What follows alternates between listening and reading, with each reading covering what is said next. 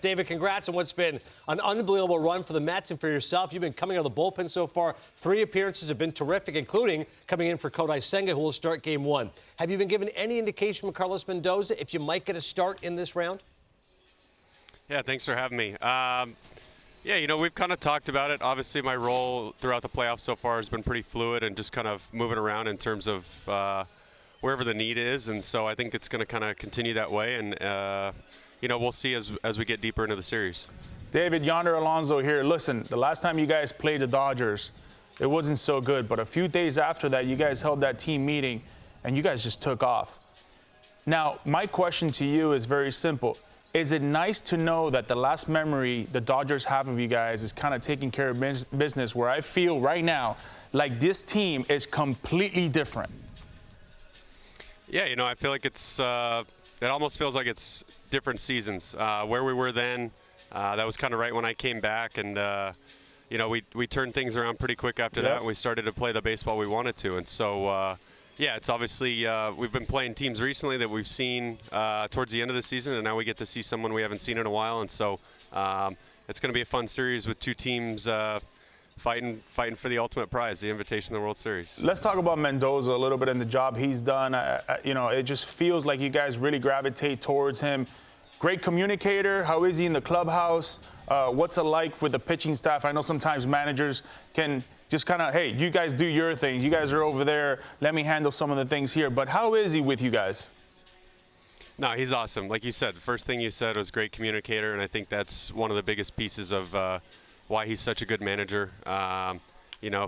If we need to talk, he's always open. His door's open, or if he needs to come find you, he will. And so, yeah, we always have an open line of communication, and I think he's definitely involved with the pitchers, wants to make sure everybody has what they need, and everyone's in the right spot.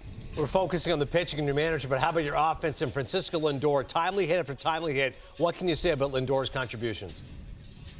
Yeah, he's been unreal, and he's done it all year long.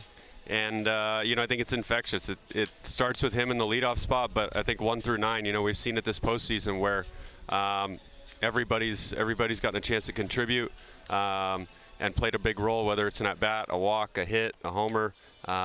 This lineup does it 1 through 9, and they continue to come and fight whoever we have on the other side pitching. David, who was your favorite player or maybe left-handed pitcher when you were younger? I need to know that. Yeah, favorite player growing up was Jeter. Okay.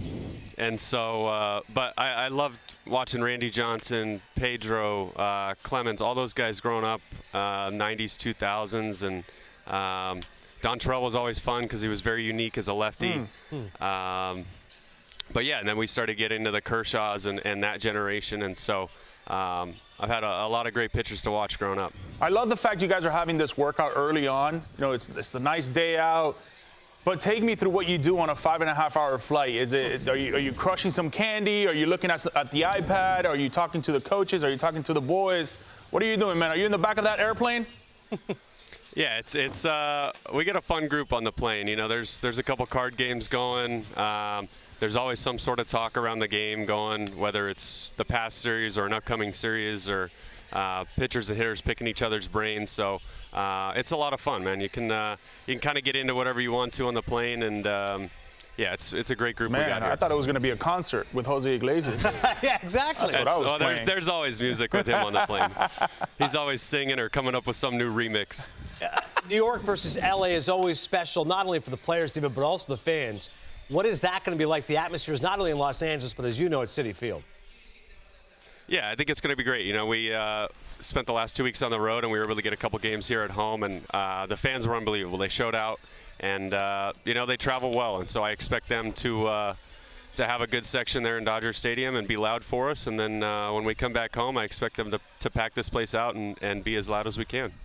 And last thing, I just want to tell you about the celebrations, how much we've enjoyed. Lindor gave no celebration after the Grand Slam, but Pete Alonso, the chef's kiss. Can you tell me where that came from? Was that spontaneous, or was Pete planning that? How'd that happen? Yeah, I think he's done that a couple times. I think it started a while back, and I think when he did it, it was kind of the perfect moment. So it was exactly what we needed. Was was Pete to hit a homer, and he gave us that chef's kiss. I just like all the starting pitchers to put on the eye black. Yeah. That really just really gets me going, man. It's been fun.